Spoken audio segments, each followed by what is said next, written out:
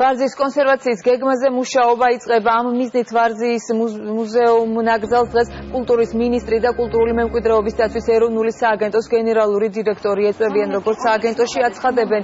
მათი მიზანი კლდეში ნაკვეთ უნიკალურ კომპლექსში ქვათოცვენის შეჩერება და ძეგლის შენარჩუნება. სააგენტოს წარმომადგენელთა თქმით, ვარძის გადარჩენისათვის მნიშვნელოვანია ქართველ სპეციალისტთა გაერთიანება და ვარძის საკონსერვაციო დოკუმენტის შექმნა. ვარძია ერთ-ერთი უმნიშვნელოვანესი კულტურული მემკვიდრეობის ძეგლია ჩვენი ქვეყნის. მრავლად არის პრობლემები ვარძიაში. კონსერვაციის გეგმამ გულისხმობს გამაგრებას ძეგლის, შენარჩუნებას იმ სახით, რა სახითაც მოვიდა ჩვენამდე და ზოგადად მენეჯმენტ გეგმა ეს არის მსოფლიო მემკვიდრეობის კომიტეტის მოთხოვნა და საერთოდ საერთაშორისო სტანდარტი, რათა ძეგლი იყოს, ძეგლი ნომინირებულია და ძეგლი წარდგეს უკვე, შევიდეს კულტურული მემკვიდრეობის სიაში მსოფლიო მემკვიდრეობის.